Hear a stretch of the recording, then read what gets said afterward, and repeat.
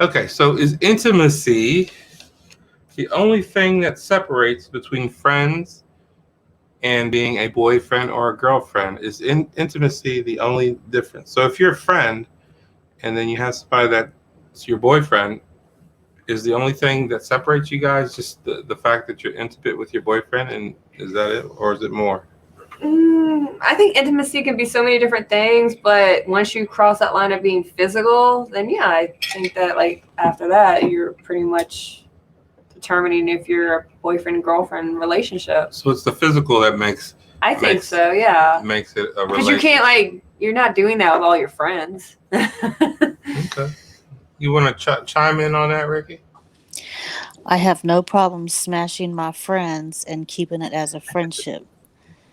That's Okay. it. A lot of people do like they have no problem with that. I think the older like I'd be like, okay, because I've learned in life, some people just aren't compatible, but they are in other areas of the relationship. So you're saying that you can be compatible on a physical level, but not in any other level. If Yeah. it's just if you're just my friend and we decide to do that, then there's nothing else but smashing between us. We're still friends and everything else, but it doesn't mean because we're smashing that you're my man.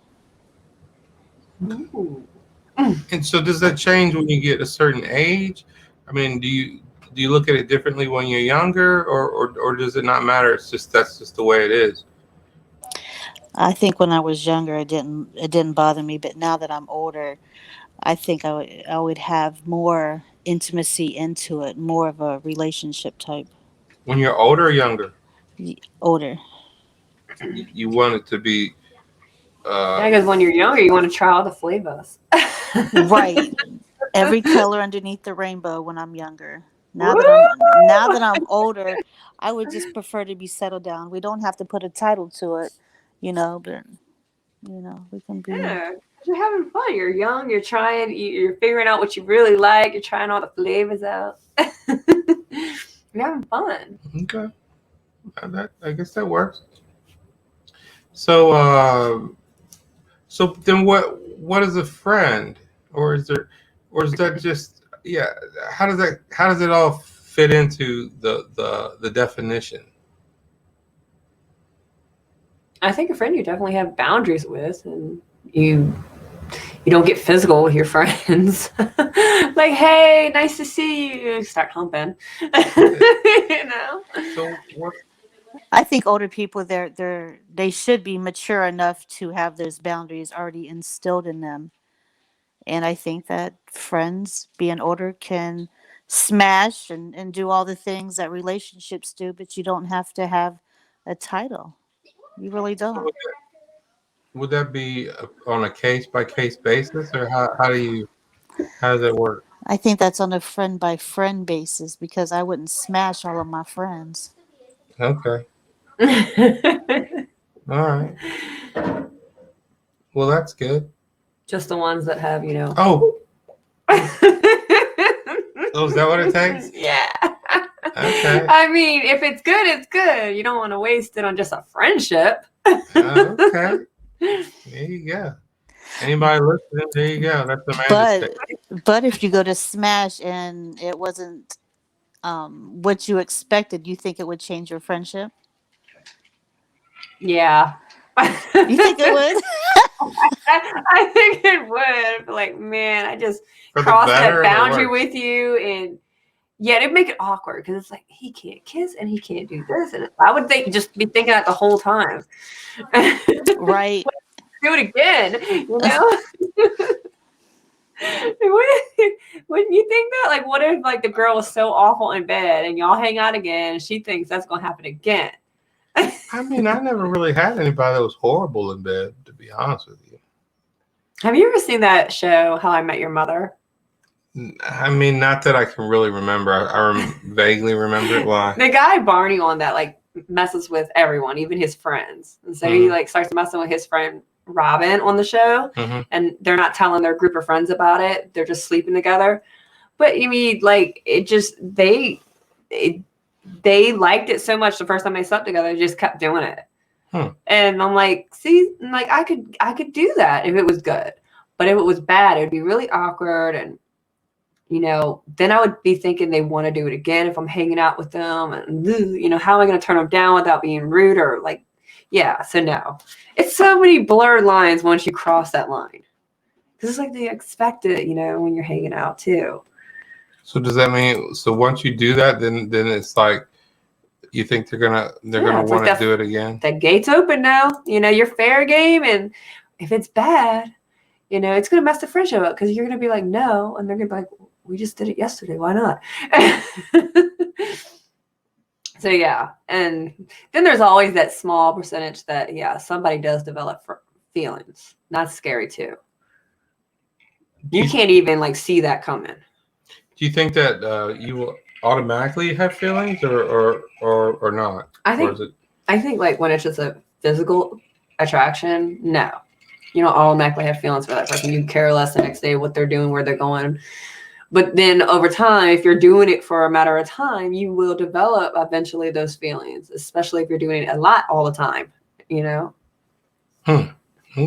I think that bond gets created. I think that's how, I think sex can hold a marriage and couple together because it's like that bond, that grounds you.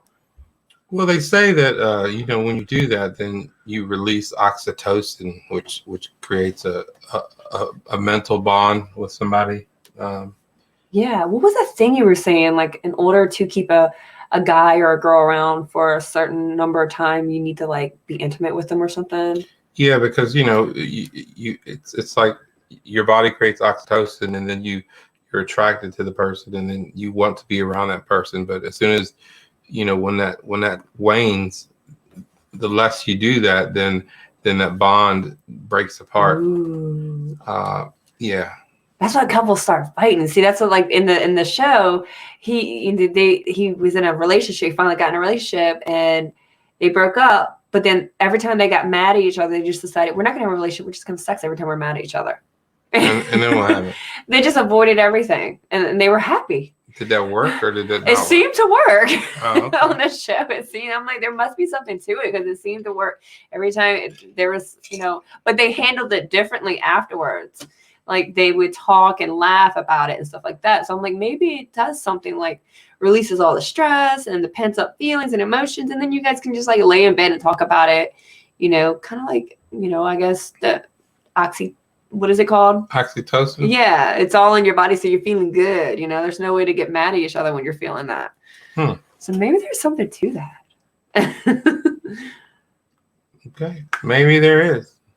I'll give it a go and see how it works. Oh, you will? If somebody would be cool with like doing an experiment like that with me. There you go, guys. Hit her up in the DM.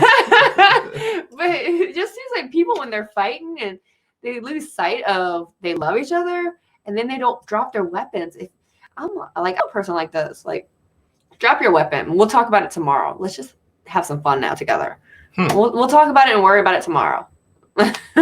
Have some fun. Yeah. Hey, Tina. Hey, Tina.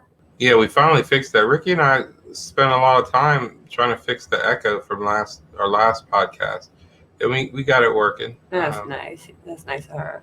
Yeah. Oh, also, Ricky, I wanted to tell you that your mic is sounding much cleaner. Normally, I would always have to boost your mic. I don't know. Did you get an Android finally instead of the iPhone you were used? No, I just got different speakers. Much improved. It's 100% better. Yeah, it sounds Great. I can hear your sexy voice more now. Yeah, I Oh, literally. wow. Yeah, I literally before had to edit everything you said. I would have to go in there, and each thing you said, I'd have to boost it up. But it's perfect. Oh, It's good. perfect. Yeah. No more extra work for you. How about Well, that? I cut out some parts like when we're just babbling about nothing. But other than that, that's the extent of the editing I do for the most part. So where did you learn how to kiss or something? Oh, really? I didn't see You that don't remember one. that?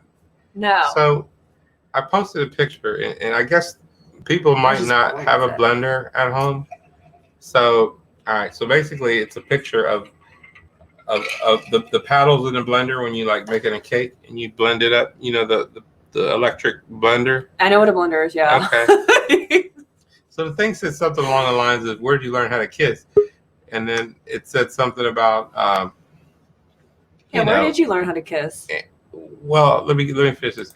And then it said something like, the picture is referring to, everybody would lick I know what you're talking about now. lick the blades of the blender I out. said that was more than a damn kiss. I mean, that thing was clean. Right. So it was a joke, but nobody got it. And I was like, okay, I guess y'all don't have a blender at home, or you don't. Maybe cook they don't have a around dirty mind. That looked more on the dirtier side. But well, if you're making a cake, I couldn't think tell what the picture was. oh, you can tell what it was. No. Yeah. It's So like somebody just sucked this blender completely clean. That's not how anybody kisses. I'm gonna suck your face off when I'm kissing you.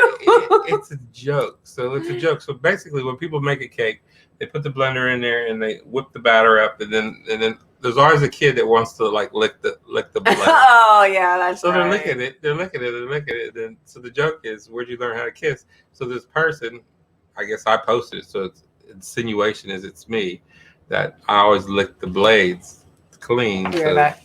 That's kind of where it's from. But nobody got it. Nobody got the joke. Ha. I guess the joke's on me, right? Obviously, I don't kiss like that, licking the blade. You're actually gonna eat that? Yes, I have been craving sweet stuff all I day. can't eat sugar like that. My sugar must be low or something. Well, they did draw my blood at the doctor, so not for no corona. My thyroid. Here's a question that I posted. What exactly is dating? What do you consider dating? When you're dating somebody, what are you doing? Getting a free dinner. Is it just free dinners? And what is dating? Explain to me what dating is, Ricky. To me, dating would be not just like for fun and games, but probably as a potential boyfriend, girlfriend. Yeah, you're on a mission to find out who's right for you. All right. So if you say that you want to date somebody, then what is it that you're trying to do? I guess feel them out. Make sure they're not no psycho or anything like that. Yeah, that too. So the question in the forum was basically, is dating just? I can't really remember how it was worded. Dating's just a series of events and venues with sexual escapades thrown in. Do you consider that to be dating? I hold off on sex. Is that what dating is? I agree. I hold off on sex too. Mm-hmm. Because then you don't know if they're really wanting you for a potential relationship or just a bang. And so it's getting to know them. Mm-hmm. Getting to know them. If you're compatible with them, if you guys might be able to go the long haul or something, and you guys have things in common. So like back in the day, like my grandmother told me she was like dating up like 5 different men. 5 different men. Yeah, and she would hold off, intercourse, but she was doing it so she could see which one best suited her, and she found the one that best suited her. So I think that was very smart. She wasn't wasting any time, and she was dating different guys, and she was letting them know right off the bat, and then she picked her Mr. Right and married him. So you're just going out to watch movies, do different hobbies and that kind of thing, just fun things. Yeah, it's like a friend you want to find that one person who stops you in your tracks. You don't want to look any further, and you're like, you're my person I want to spend the rest of my life with. If I'm going to have to go through this life, I don't want to go through it alone. I want to go through it with somebody who I'm compatible with, and we'll do this life together, And I think that's like, to me, very honoring when somebody's like, hey, I like you. I want to be in a relationship with you and do this life with you. To me, I'm like, oh. But so many people